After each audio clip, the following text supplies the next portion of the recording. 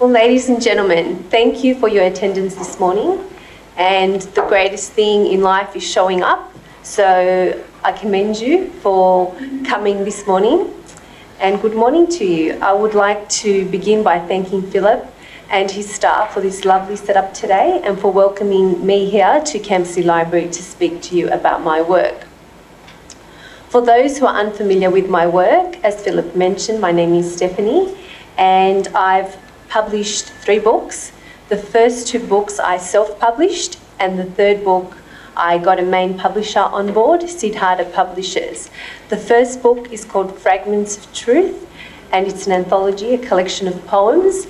The second book is called Envision the Vision You. That took about 2 years to write, so there was a lot of research involved, speaking to a lot of people, and it covers topics from health to finances, to the spirit, to the mind, which I believe is very important, your mindset in your life.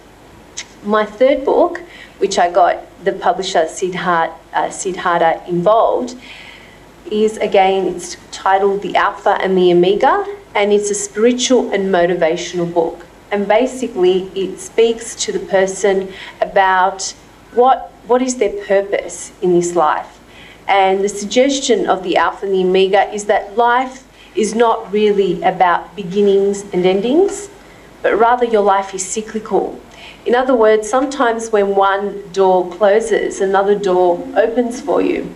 So it's really up to you how you're going to live your life. And your true purpose should be to leave behind your legacy. And you can live on, whether that is through creating a book or your kind words. And when you think about people that have passed away in your life, how have they impacted you? By the nice deeds, by the nice words, by all these lovely memories that you have of them. So, ladies and gentlemen, my message today is, it is one life, it is your life, and when you were born, you basically got admitted to this life with a golden ticket. Now, this is your pass to this world and your privilege, and what you choose to do with your life is up to you.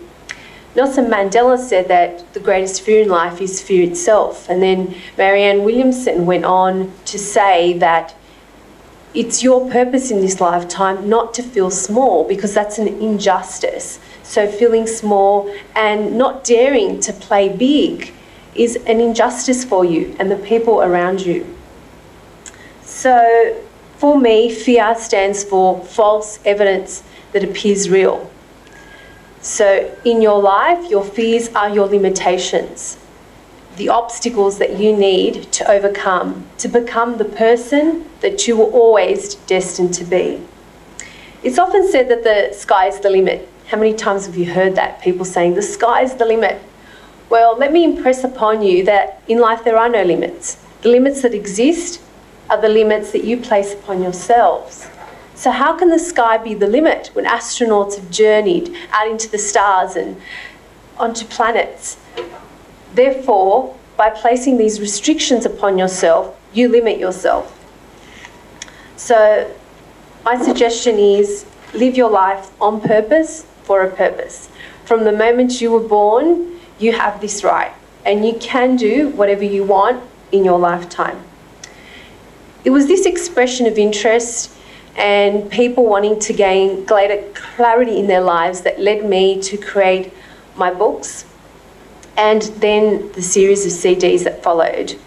And the CDs are a goal setting CD, overcoming obstacles for your life, heal your health CD, and there's one also on love life and others.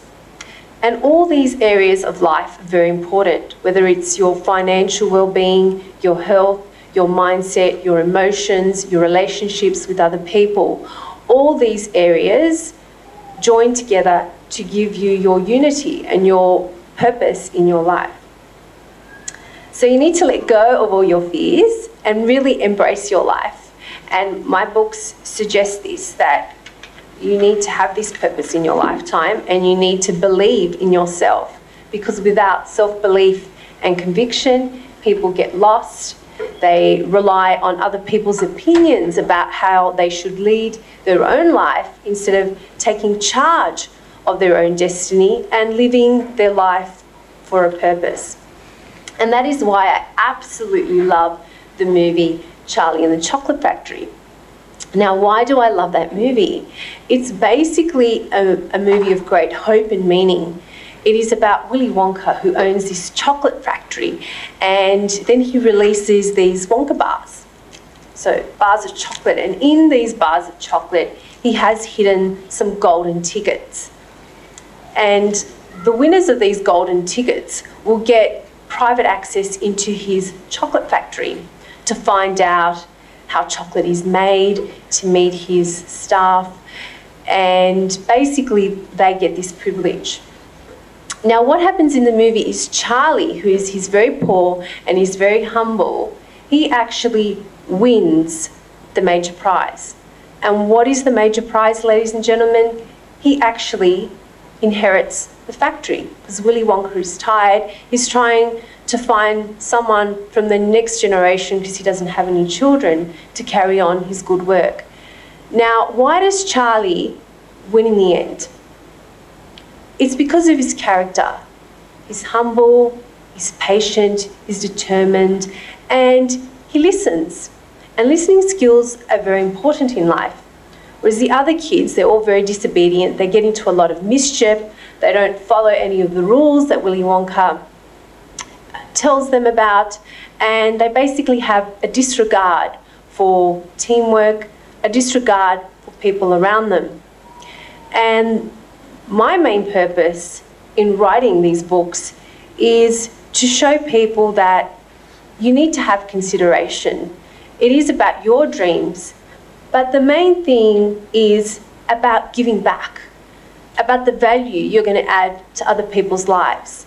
And Charlie's a symbol of that. He loves his grandparents, he shows a lot of respect and a lot of love.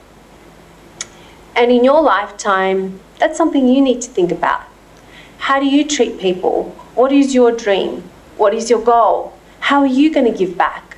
Are you going to write a book? Are you going to give back to a charity? Are you going to give a smile to someone who's having a tough day? It doesn't have to be something complicated or something big. It can just be something from within you that is true. And that truth will shine. And that will be your legacy, ladies and gentlemen. So whatever it is that you need to find, I suggest you go and find that, or do that, or speak that, or make that happen. Invent it, create it, live it. Have a passion, have a dream, have a goal. And my books suggest that. I was very humbled and blessed along my path. For me, how it started off, it did start off as a dream, as a little girl, to write books one day. And you do have your obstacles. People will tell you you're too young, you don't know any authors, you don't know where to begin. So you will have those challenges and obstacles and naysayers in your life when you get out back into the real world. But when you're focused, and what does focus mean?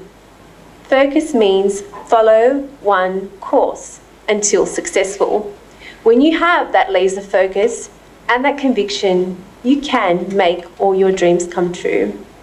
So thank you for your time today, and my books are available for purchase today, and I would love to see you at the back for any questions you have and meet you in person. My final message is live your life on purpose for a purpose and leave behind your legacy. Thank you very much. Thank you.